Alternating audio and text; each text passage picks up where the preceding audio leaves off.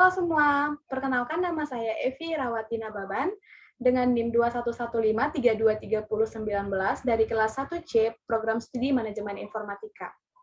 Pada kesempatan kali ini, saya akan membahas mengenai materi presentasi yang sudah saya sediakan, yaitu membahas sebuah mobile application.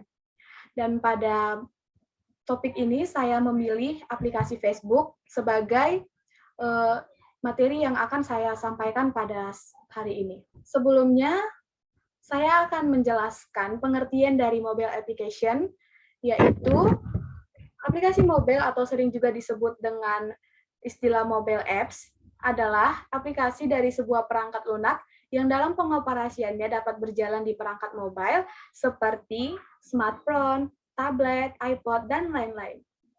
Dan juga memiliki sistem operasi yang mendukung perangkat lunak secara standalone, dan melalui aplikasi mobile, pengguna juga dapat mengakses sejumlah informasi penting, dan menggunakan smartphone yang terkoneksi dengan layanan internet. Selanjutnya saya akan menjelaskan apa sih manfaat dari aplikasi mobile. Yang pertama, manfaatnya yaitu sebagai sarana penyebar informasi. Yang kedua, membangun brand perusahaan lewat aplikasi mobile. Yang ketiga, memudahkan pekerjaan manusia. Yang keempat, menjalin komunikasi jarak jauh. Yang kelima, meningkatkan proses bisnis.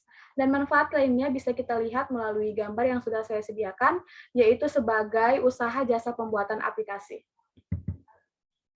Nah, setelah itu saya akan membahas terlebih dahulu pengertian dari user experience. Apa sih pengertian dari user experience? Di sini saya mengulas singkat pengertian dari user experience. Nah, sebenarnya ada 3 poin yang akan saya jelaskan pada presentasi ini. Yang pertama, yaitu mengenai user experience. Yang kedua, ada antarmuka atau user interface. Yang ketiga, ada usability. Saya akan membahas yang pertama yang terlebih dahulu, yaitu user experience.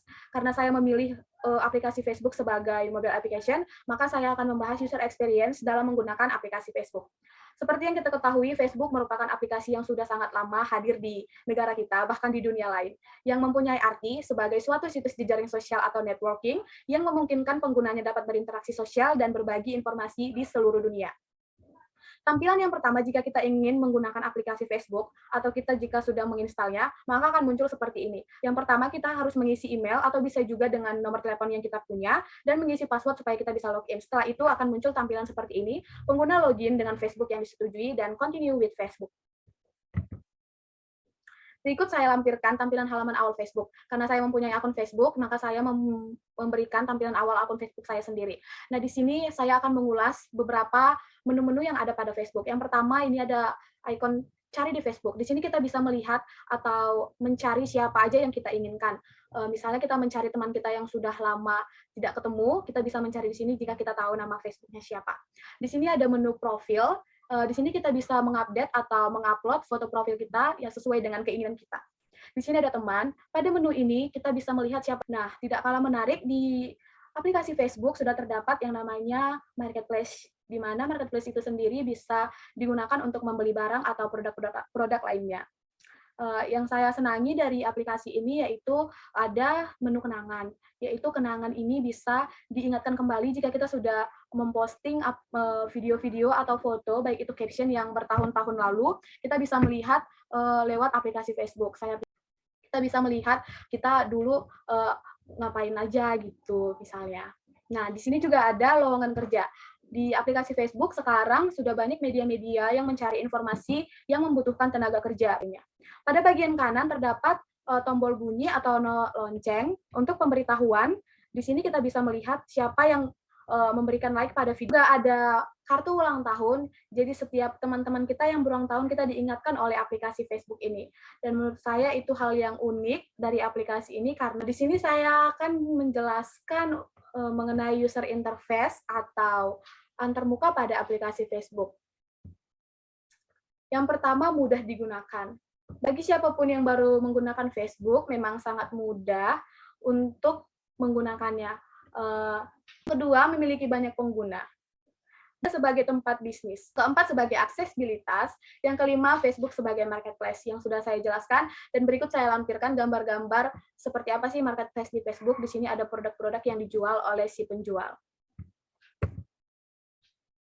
Nah, di sini saya akan menjelaskan atau memberikan ulasan mengenai antarmuka aplikasi Facebook. Sebelumnya saya akan menjelaskan pengertian dari antarmuka pemakai atau user interface, yang merupakan mekanisme komunikasi antara pengguna user dengan sistem. Antarmuka pemakai atau user interface dapat berupa informasi dari pengguna atau user dan memberikan informasi kepada pengguna untuk membantu mengarahkan alur penelusuran masalah sampai ditemukan suatu solusi. Nah, di sini saya akan menjelaskan bagian-bagian yang ada pada foto yang sudah saya input di PowerPoint saya. Yang pertama, yaitu background yang ditampilkan sudah sangat menarik, warnanya seolah memberikan kesejukan di mata, tidak terlalu cerah. Secara keseluruhan, warnanya didominasi perpaduan warna biru, putih, dan jingga. Sebagai informasi, warna-warna itu juga konsisten di setiap halaman Facebook. Yang kedua, saat membuka halaman awal Facebook, pengguna dapat langsung login dengan cara mengisi email, password dari sudut kanan atas halaman.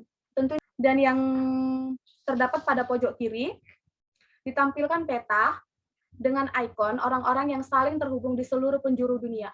Ini sih yang menarik dari antarmuka aplikasi Facebook. Tampilan ini sangat mewakili fungsi utama aplikasi ini, yaitu membantu untuk setiap orang, bahkan seluruh dunia, untuk saling terhubung. Nah, menurut saya secara keseluruhan, halaman awal Facebook sangat menarik. Selanjutnya, di sini ada konsistensi atau familiarity.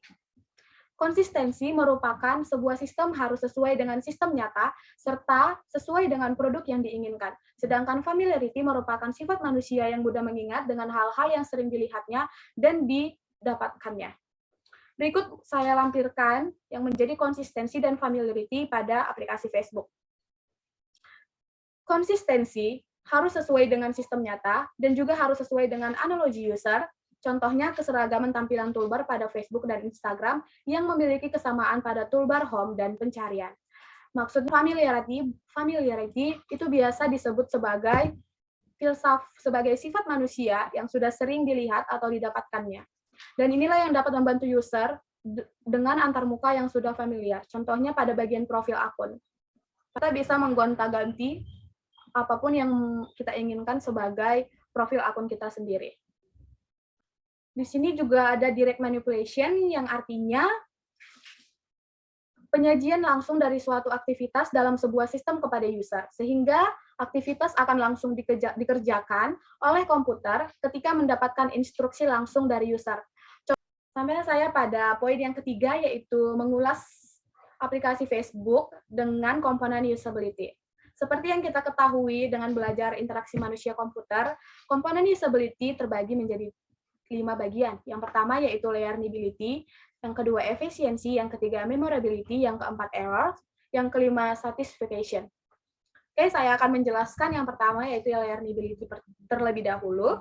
Learnability yaitu menunjuk pada kemampuan pengguna untuk mengoperasikan sistem setelah jumlah dan waktu latihan yang ditentukan sebelumnya.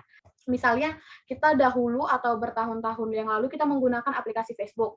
Itu sudah dengan waktu yang cukup lama. Tetapi beberapa tahun ke depannya kita akan menggunakan aplikasi Facebook lagi. Di situ kita harus mengambil kata kuncinya dengan mengingat kata sandi kita ya atau akun kita terlebih dahulu supaya kita bisa login lagi dengan kemampuan ada efisiensi. Efisiensi adalah kecepatan di mana tujuan pengguna dapat terselesaikan dengan akurat dan lengkap. Waktu penyelesaian tugas sering digunakan untuk mengukur efisiensi. Menurut saya, efisiensi yaitu kecepatan dan tujuan pengguna dapat terselesaikan dengan akurat.